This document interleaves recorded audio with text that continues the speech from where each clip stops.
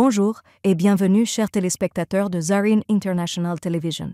Je suis Françoise Giroux et je suis ici pour vous apporter les dernières nouvelles de cette heure.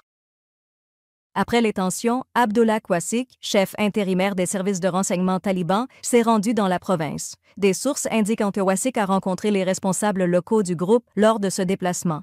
Il est rapporté qu'une délégation talibane venue de Kaboul à Jurm a rencontré les manifestants. Cette délégation a assuré à la population que l'assassin de l'un des manifestants serait puni et que les familles des victimes recevraient de l'aide. Dans le même temps, le président du comité politique du Front de la Liberté affirme que les tensions au Badakhshan ne se limitent pas aux différences internes des talibans, mais que ce groupe est également en conflit avec la population civile. Davoud Naji Tafshak. Les talibans ne s'occupent pas des grands trafiquants d'opium, mais ils ne détruisent pas les champs de pavots des gens ordinaires. Naji ajoute que les talibans ont piétiné le pain, le travail et la dignité humaine du peuple du Badakhshan.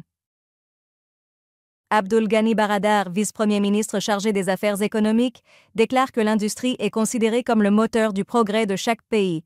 Taki Baradar, lors de la 4e réunion de l'exposition nationale et internationale de la Semaine de l'industrie à Kaboul, a ajouté que le climat de l'Afghanistan nécessite une attention particulière aux infrastructures industrielles. Le Centre pour la liberté d'expression a averti que des dizaines de journalistes afghans en Turquie risquent une expulsion vers l'Afghanistan. Selon ce centre, 50 journalistes réfugiés en Turquie après la chute de Kaboul subissent une pression psychologique, économique et une insécurité personnelle. Le Centre pour la liberté d'expression a demandé à l'ONU de prendre immédiatement des mesures sérieuses pour arrêter l'expulsion de ces journalistes et les transférer vers d'autres pays. L'agence de presse d'Octave, sous l'administration des talibans, a rapporté que le projet de logement Rahaï est en voie d'achèvement. Akramuddin, le responsable de ce projet, a déclaré que ce projet est mis en œuvre selon les normes et qu'il sera prêt à être exploité avant la fin du délai fixé. Selon le rapport, les travaux de ce projet avaient commencé en 2014.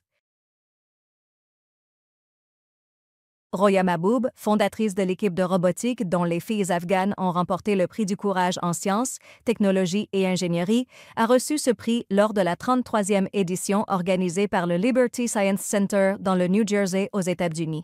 Roya Mahboub a dédié ce prix à toutes les filles qui, malgré les restrictions, avancent sur la voie de l'innovation et de la science. Le responsable du département des Affaires étrangères des Émirats arabes unis a accepté les lettres de créance d'Abdulrahman Shida, consul des talibans à Dubaï. Lors de la remise de ces lettres de créance, il a salué les relations économiques, commerciales et politiques entre les Émirats arabes unis et l'Afghanistan, ajoutant que les Émirats entretiennent de bonnes relations avec les talibans et ont maintenu leur ambassade active à Kaboul. Dans un communiqué publié à cette occasion, les Émirats ont qualifié le régime afghan de république islamique. Le Premier ministre et le chef de l'armée du Pakistan ont rencontré mardi Ilham Aliyev, le président de l'Azerbaïdjan. Les médias pakistanais ont rapporté que lors de cette rencontre, l'accent a été mis sur le renforcement de la coopération stratégique entre Islamabad et Bakou. Shehbaz Sharif a remercié l'Azerbaïdjan pour son soutien sans réserve au Pakistan lors du récent conflit avec l'Inde. Parallèlement, le président turc Erdogan s'est également rendu à Bakou pour participer à une réunion tripartite avec Shehbaz Sharif et Ilham Aliyev.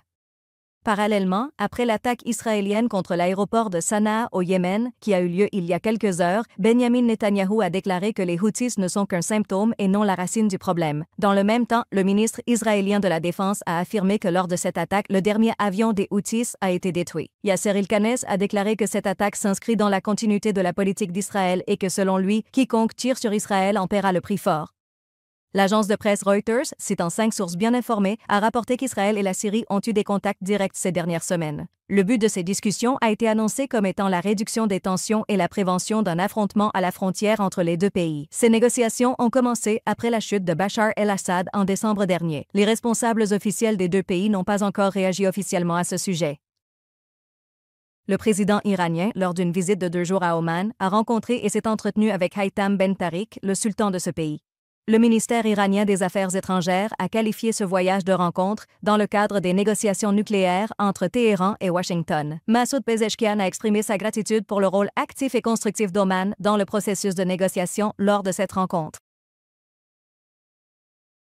Volodymyr Zelensky, le président de l'Ukraine, a déclaré que la Russie avait déployé environ 50 000 soldats près de la région de Soumy, au nord de l'Ukraine. Selon lui, ses forces militaires sont principalement stationnées sur le front de Kursk et leur objectif principal est de repousser les forces ukrainiennes et de lancer une nouvelle offensive. Zelensky a souligné que Kiev prendrait toutes les mesures nécessaires pour faire face à cette menace grandissante. Merci, chers téléspectateurs, pour votre soutien continu. Vous pouvez regarder Zarine TV sur Afghan Procast, GLWEs, l'application Zarine TV et nos plateformes de médias sociaux. Jusqu'à la prochaine fois, puissiez-vous être enveloppés dans la paix et la miséricorde du divin. Prenez soin de vous et que les bénédictions accompagnent toujours votre chemin.